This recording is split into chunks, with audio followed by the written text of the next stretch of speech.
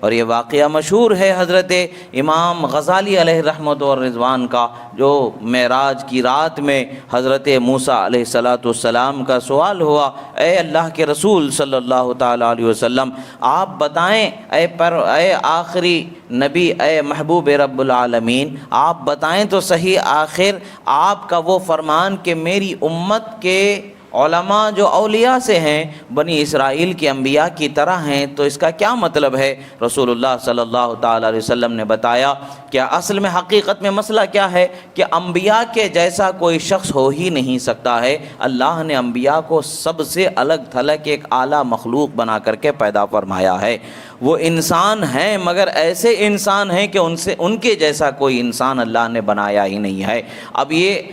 انبیاء کی طرح ہونے کا مطلب کیا ہے کہ جو ذمہ داری انبیاء کرام دعوت حق دینے کی اور لوگوں کو سچ بات سمجھنے سمجھانے کی پیش کرتے تھے، اسی طریقے سے اب اس امت میں چونکہ انبیاء کا دروازہ بند ہو چکا ہے، مجھے آخری نبی بنا کر کے بھیجا گیا ہے، اب میرے بعد کوئی نبی آنے والا نہیں ہے،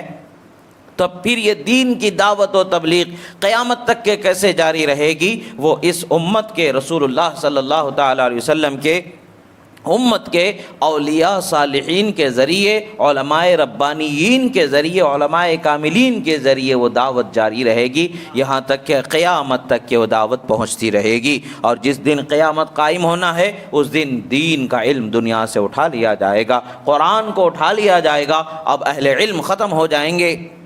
اب اس کے بعد قیامت قائم ہو جائے گی۔ اللہ کے رسول صلی اللہ تعالیٰ علیہ وسلم کے اس فرمان کے وہ حقیقت کو حضرت موسیٰ علیہ السلام نے حضرت رسول اللہ صلی اللہ علیہ وسلم سے پوچھا کہ یا اے آخری نبی صلی اللہ تعالیٰ علیہ وسلم، ذرا بتائیں تو صحیح کہ وہ کیفیت کس طریقے سے، وہ کیسی شان ان کو عطا فرمائی گئی ہے۔ حضرت رسول خدا صلی اللہ تعالیٰ علیہ وسلم نے روح مبارک حضرت امام غزالی کو وہاں پر حاضر فرمایا، اور حضرت امام غزالی کی روح سے حضرت موسیٰ علیہ السلام نے سوال فرمایا کہ تم کون ہو، تمہارا نام کیا ہے؟ جب ان سے پوچھا گیا تو آپ نے اپنا نام، اپنے والد کا نام، اپنے دادا کا نام، پردادا کا نام سناتے چلے گئے، کئی پشتوں تک آپ نے نام سنایا۔ حضرت موسیٰ علیہ السلام نے پوچھا کہ ہم نے تو صرف آپ کا نام پوچھا تھا، آپ اپنے اکابر کے، اپنے پشت کے نام کیوں سناتے چلے گئے؟ حضرت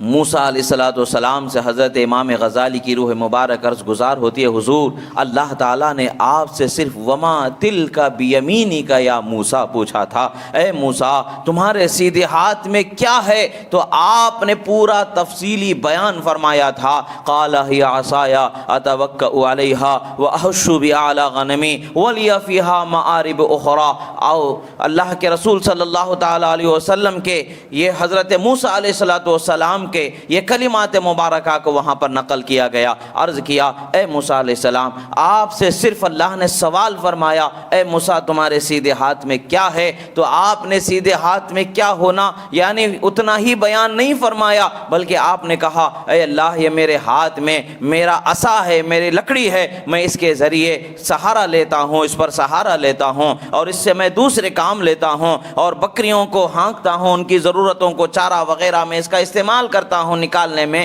ہر طریقے سے اس کے استعمال، آپ کیا کیا اس کا استعمال کرتے ہیں اس کی تفصیلات بیان کرنا شروع کر دیے۔ حضرت موسیٰ علیہ السلام فرماتے ہیں میں رب ذوالجلال سے ہم کلام تھا، میری خواہش تھی کہ میں زیادہ سے زیادہ کلام کروں، زیادہ سے زیادہ میں اللہ تبارک و تعالیٰ کی رحمتوں کو محسوس کروں، انوار و تجلیات کو اپنے وجود پر محسوس کروں۔ حضرت موسیٰ علیہ السلام کا یہ بیان سننے کے بعد حضرت امام غزالی فرماتے ہیں میری بھی یہی خواہش تھی کہ میں ایک اولو العزم پیغمبر حضرت موسیٰ کلیم اللہ علیہ السلام سے گفتگو کر رہا ہوں، یہ میری گفتگو مختصر نہ رہے بلکہ میری گفتگو طویل ہو جائے تاکہ ان کی گفتگو کے برکات میں مکمل طور پر حاصل کر سکوں، مزید پر مزید میں حاصل کر سکوں۔ حضرت رسول اللہ صلی اللہ تعالی علیہ وسلم کے 5ویں صدی کے 500 سال بعد کے ایک عالم کی روح کے علم و کمال کا یہ حال ہے، تو پھر وہ ذات مبارکہ جس کو رسول رسول اللہ صلی اللہ علیہ وسلم نے فرمایا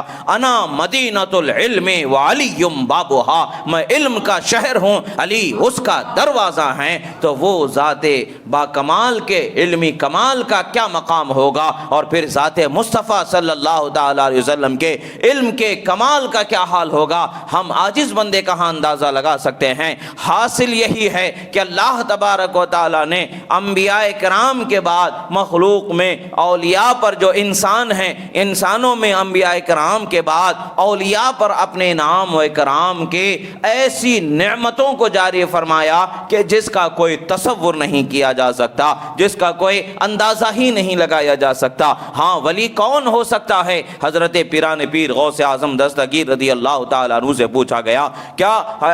پیران پیر ولی کون ہو سکتا ہے؟ آپ فرماتے ہیں کوئی ولی اس وقت تک ولی نہیں ہوگا جب تک کہ وہ قرآن و سنت کے مطابق اپنی زندگی گزارنے والا نہ ہو جائے۔